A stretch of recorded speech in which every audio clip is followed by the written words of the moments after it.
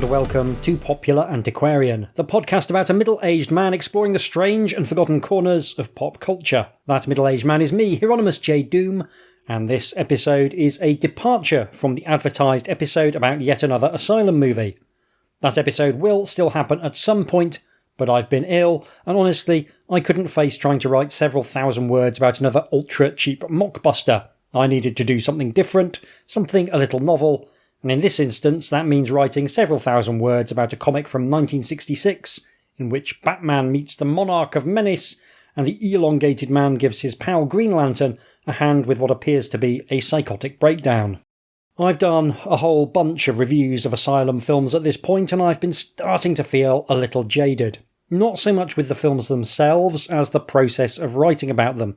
Given that I've done 20 of those films back to back, I'm not entirely surprised, so I'm pivoting to other things for a bit, and I'll come back to the Asylum when I'm feeling more enthused about writing about cinema.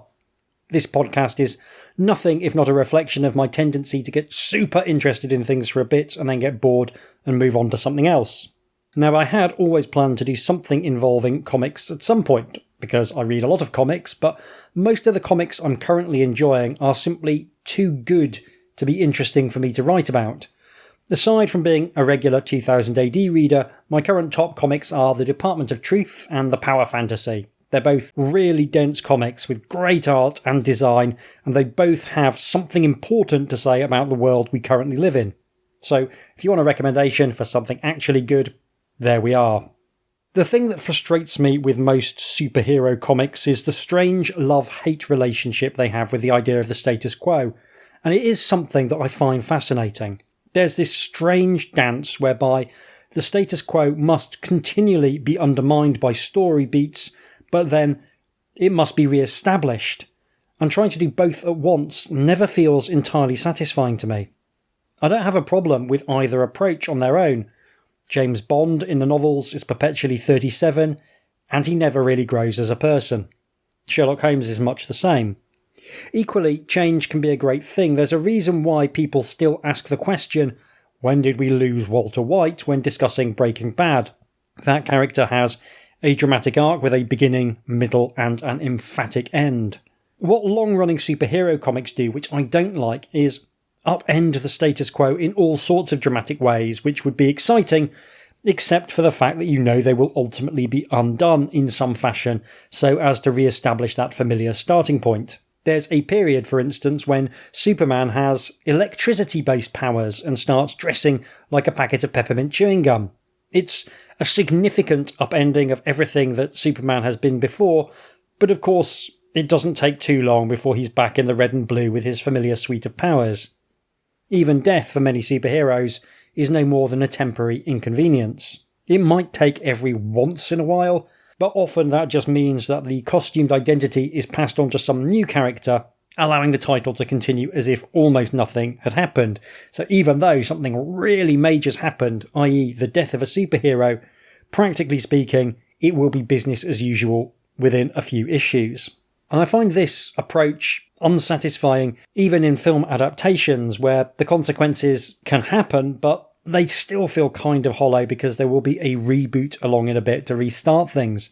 They killed Bond at the end of the last movie, and you can be sure that's not going to be the end of him. One way or another, he'll be back, despite the hand-wringing of various writers who should know better.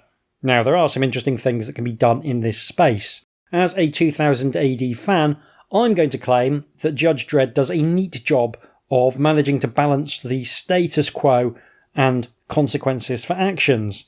Because Dredd himself never changes. He's exactly the same stony-faced fascist he's always been, but the city and the world he inhabits, that does change. It grows and diminishes as it weathers the various catastrophes and wars that have, by this point, decimated the population of Megacity 1. He may live forever, but many of his supporting casts have not been so lucky. All of this is to say that I have a slightly strained relationship with superhero comics, but they exert something of a pull on my attention nonetheless, not least because of how they've come to dominate pop culture for the last 20 years or so. It seems like that might be finally coming to an end, But for the longest time, we've been fed the idea that men and a handful of women dressing like morons punching space aliens or criminals is the most emotionally resonant form of storytelling on the planet. Now, there are some tremendous individual runs on characters that have informed our current media landscape. Noted wizard Grant Morrison's run on Doom Patrol, noted sex pest Warren Ellis's run on Iron Man, and noted right-wing lunatic Frank Miller's work on Batman Year One have all had a direct or indirect influence on the way superhero material is presented in other media. And these are all interesting and fun comics, but that's not what interests me. What interests me is the bits of the comics they don't like to reference. This is especially the case with Batman. Although everyone remembers the campy 1960s Batman TV series, there's a degree of cultural amnesia about just how closely that show was referencing the tone of the comics on which it was based.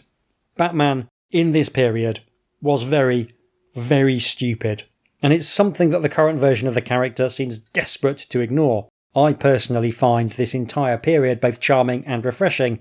When I read Silver Age comics in general, I can often feel myself getting stupider, but in a way that's pleasant. It's a bit like drinking a gin and tonic with breakfast. So that's why we're looking at Detective Comics 350. It's a stupid comic from a stupid era of comics, but it's also tremendous fun. I did consider a brief digression into the reasons why comics were so dumb at this point in history, but I think that's best saved for an episode looking at the crime and horror comics that were really pushing the boundaries of acceptable contents in the 1950s. Although the creation of the Comics Code, which regulated the contents of comics, is fascinating, the impact on superhero comics was less about changing the contents of superhero comics and more about making it obvious that superhero comics were the comic books least likely to get into trouble with the code in the first place. Batman was perhaps the well-known character most impacted by the introduction of a code on the medium, his stories having skewed darker than, say, Superman or Captain Marvel, but they were never that dark compared to the sort of grittiness we get today.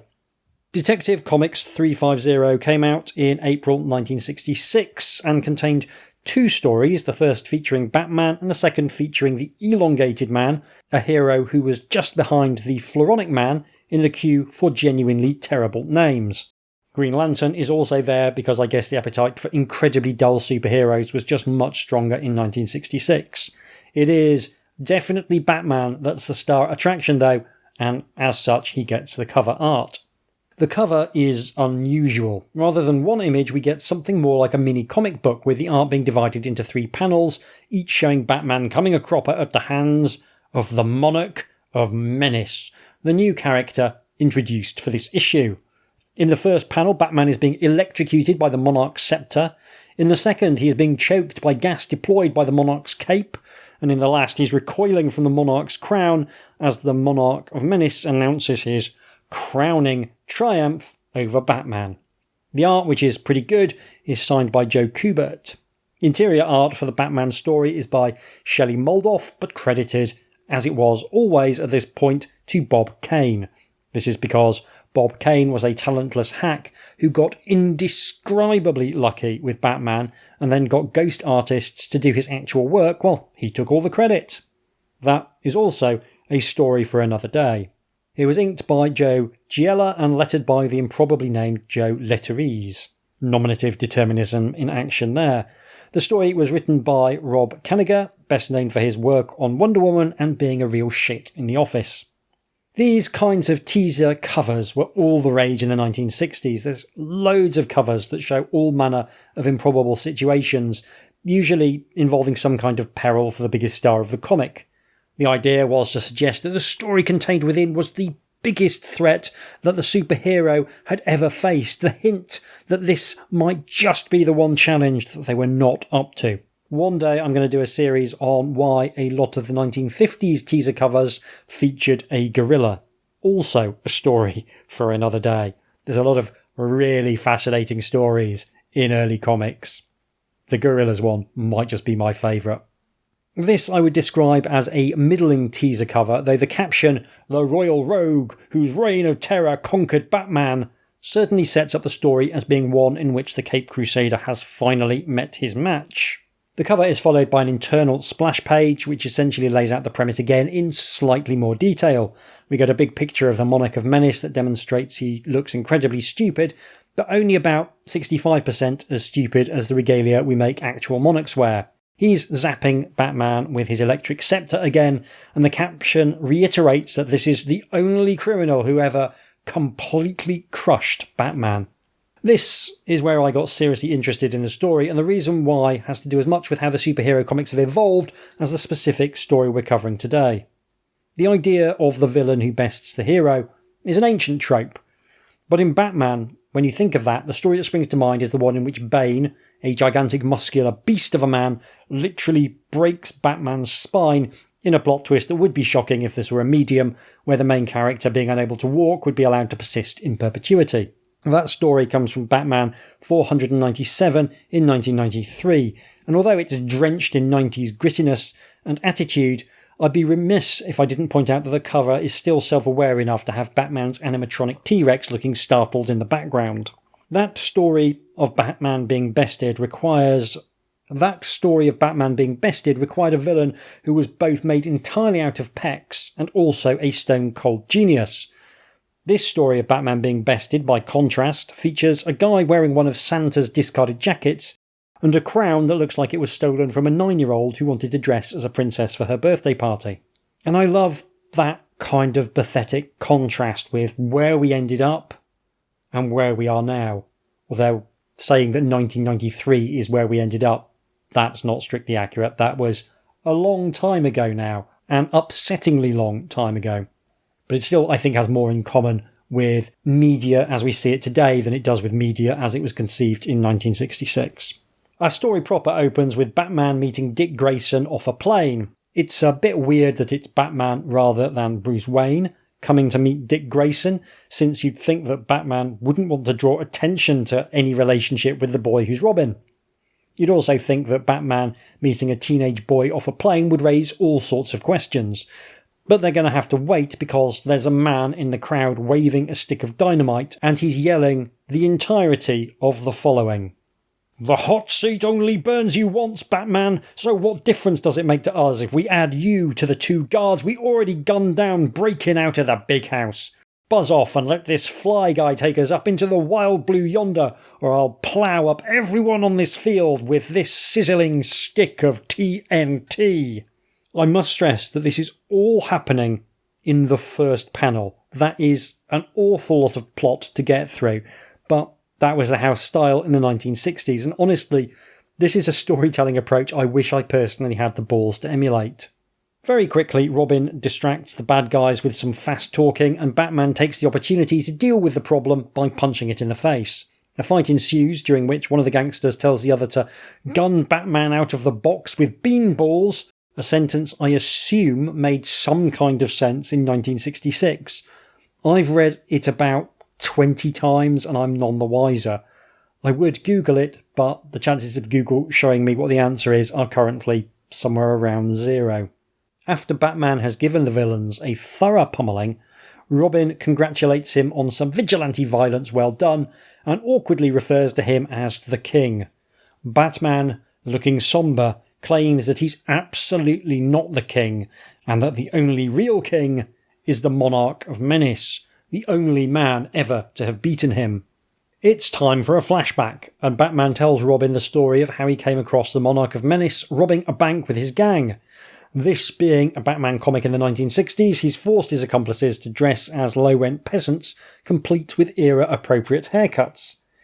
A detail I straight up love is that despite looking like they've come straight from a Renaissance fair, the goons still all talk exactly like hoodlums from a 1930s gangster movie.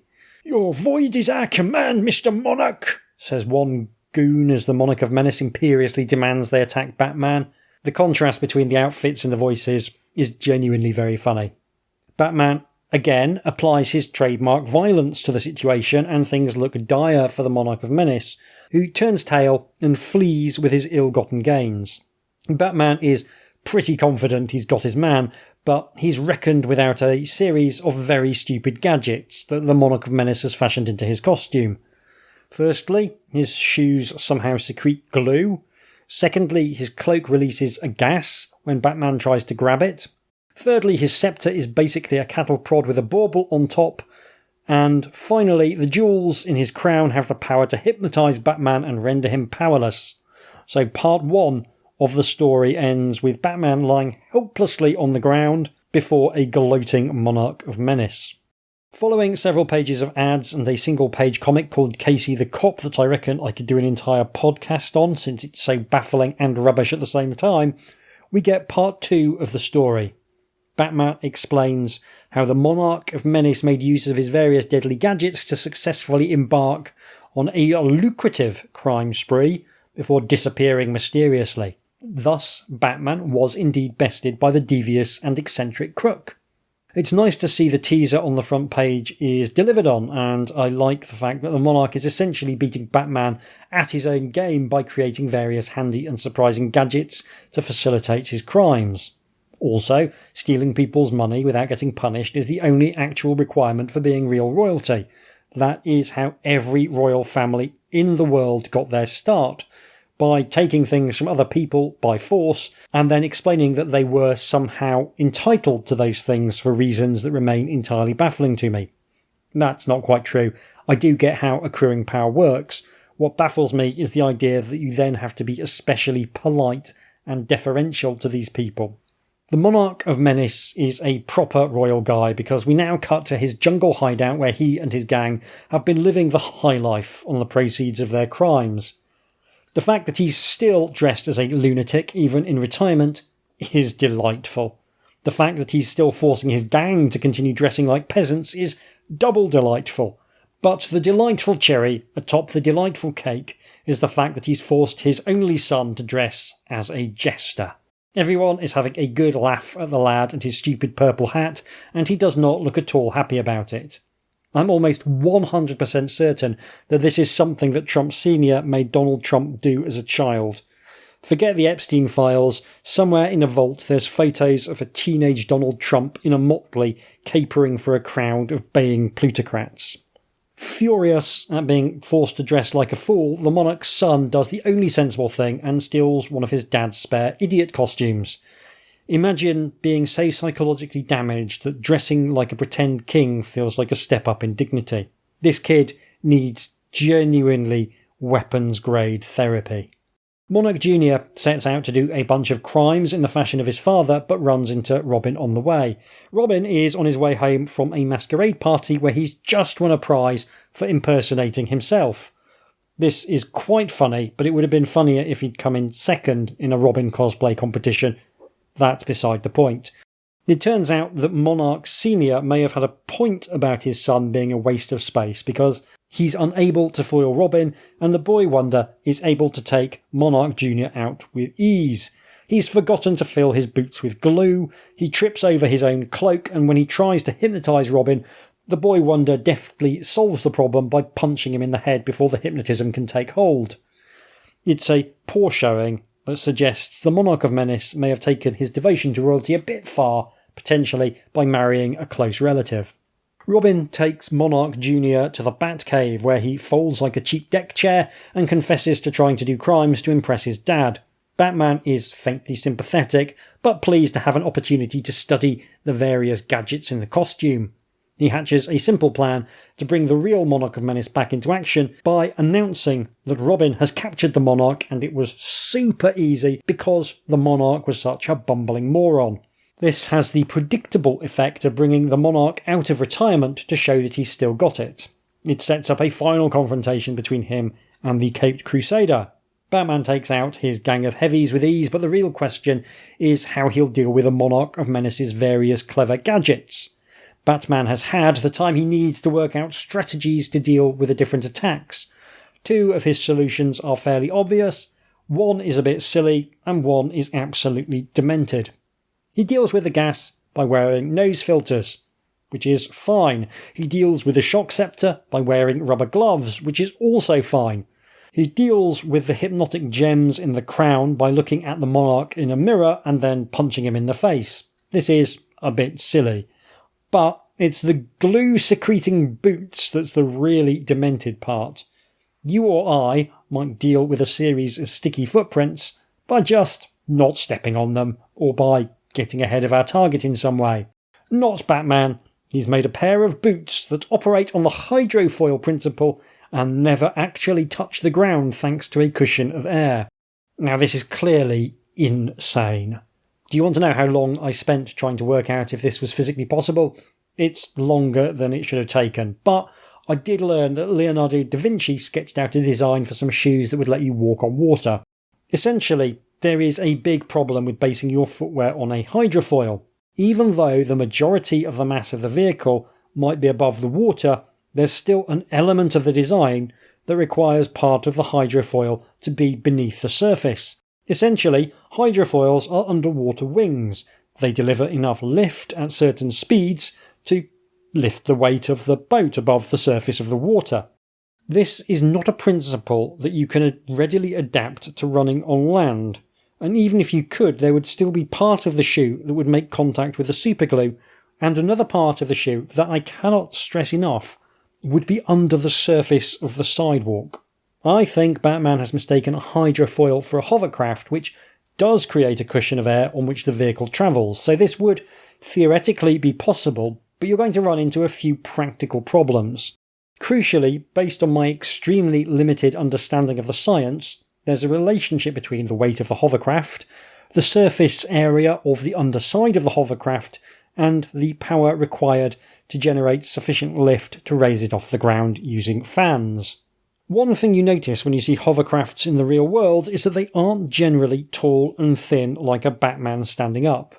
Indeed, hovercraft designers have so far gone in directions that, insofar as they look like Batman at all, more closely resemble Batman when he's lying down. Even with this concession though, I can't stress enough how much hovercrafts don't look like Batman. Even if you allow for the idea that a Batman-shaped standing-up hovercraft is a possibility, the power necessary to lift Batman off the ground using fans attached to his shoes would be off the charts, even if he's got very big feet. Assuming that we're happy to ignore this spitting in the face of physics, and honestly I am, there's a nice conclusion to the story, with Batman successfully besting the Monarch by being much better at stupid gadgets than the Monarch is. I like how this story manages to deliver on the promise that you will see Batman beaten and still find a way for Batman to demonstrate overall his superior grasp of gadgets.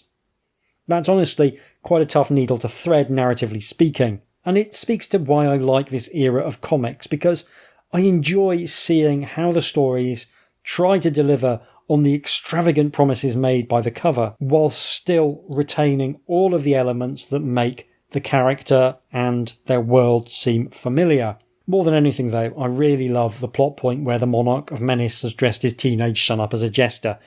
He just looks totally destroyed by the experience, and rightly so. It could be worse though. If he'd been real royalty, his dad would have sent him to a public school where PTSD is basically part of the curriculum, designed to excise troublesome empathy from children being groomed to enact the next generation of horrors. That's a cheery note to end this podcast on. Basically, this is a fun story that demonstrates that even the sillier end of comics can have little themes and twists. It might be very stupid, but it's also recognisably a Batman story. It's very much tied to his identity as a certain kind of crime fighter, and I enjoy that. I had originally planned to cover the other material in this issue, but it turns out I can talk for far too long about a 12-page comic. I'm not sorry to avoid talking about the elongated man, the tedious 1960s version of Green Lantern, and Green Lantern's gently racist sidekick, but I will say there's a lightly bonkers section in this comic that's trying to inculcate a sense of community and brotherhood in the readers. Essentially a full-page ad for being a nicer person. There's a multiple-choice quiz that asks the reader to rate how much they like things like long-haired music, whatever that is, spiders and cabbage, but also Catholics, Jews and Negroes. It's a classic example of a piece of media where the intention is clearly admirable. It's saying racism is bad, maybe don't do a racism, and that's a message I think we can all agree on, but the actual execution is frankly bizarre. Anyway, that's Detective Comics 350. It's worth a read, honestly, and it's a wonderful time capsule of where mainstream comics were in the 1960s. Next time, I think we'll maybe go back to a little earlier in the evolution of comics when things were a bit stranger. In fact, let's not beat about the bush, a lot stranger. And that's partly because genre traits hadn't quite been nailed down yet, and it's partly because the creator I'm hoping to cover was a bona fide maniac. I hope you'll join me for that. In the meantime, you can get in touch with me by emailing hjdoomretrofun, all one word, at gmail.com, or by following me on Blue Sky at hjdoom. Support me on Patreon at patreon.com/hjdoom if you want to keep this podcast on the air and ad-free for everyone. Thank you very much for listening. Take care, and I'll see you soon.